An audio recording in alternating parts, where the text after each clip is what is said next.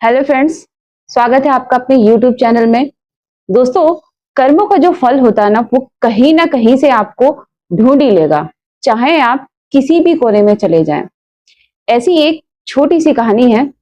एक शिकारी था जिसे शिकार करने का बहुत शौक था, और वो शिकार करने में भी इतना माहिर था कि वो सिर्फ जानवरों की सरसराहट ही सुनकर ही उनका शिकार कर देता था। एक दिन वो शिकार करने गया और जंगल से शिकार करके लौटा। अगले दिन उसने सोचा, क्यों ना अपने बेटे को भी शिकार सिखाया जाए, अपने बेटे को भी अपनी ही तरह खूब होशियार शिकारी बनाया जाए। यही सोचकर दूसरे दिन वो अपने बेटे को अपने साथ जंगल में लेकर जाता है। वहां उसका बेटा देखता है कि पिताजी तो सिर्फ जानवरों के कदमों की आहट से ही तीर चला देते हैं, और तीर भी ऐसा ठीक निशाने पे लगता है।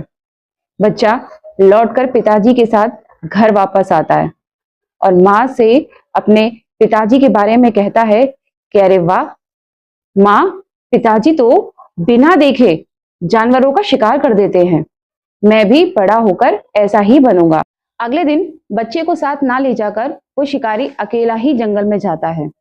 उस दिन हल्की हल्की बारिश हो रही थी और कुछ ही देर में उसको पत्तों की झाड़ में से सरसराहट की आवाज सुनाई दी, और सामने उसने देखा कि एक हिरन का बच्चा खड़ा हुआ है।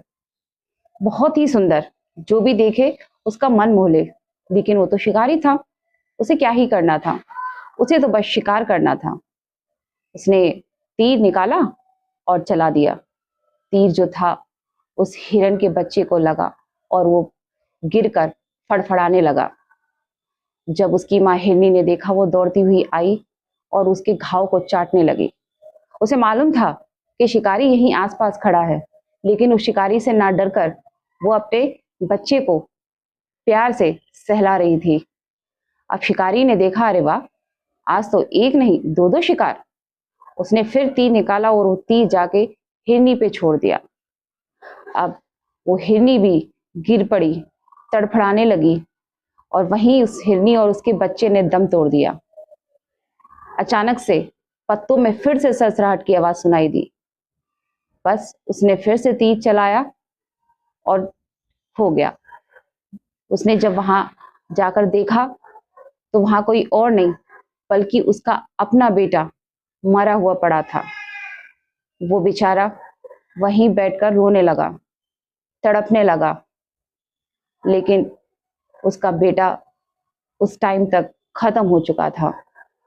अचानक से पत्तों में से फिर से सनसनाहट की आवाज आई, और इस बार ना कोई हिरन नहीं था, इस बार तो वो शेर था, जिसने सीधे जाकर शिकारी पर हमला कर दिया। अब वो शिकारी भी वहीं मर गया। तो दोस्तों, कहानी छोटी सी है, मगर ये हमें समझाती है कि जैसे उस शिकारी ने हिरनी और उसके बच्चे को मारा था, वैसे ही शिकारी ने खुद अपने बच्चे को मारा और उस शेर ने उस शिकारी को। तो ये उसके कर्मों का फल था।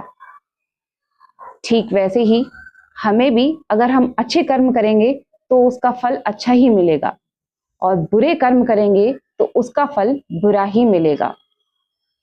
तो दोस्तों, आपको ये हमारी कहानी कैसी लगी, प्लीज कमेंट करके जरूर बताएं।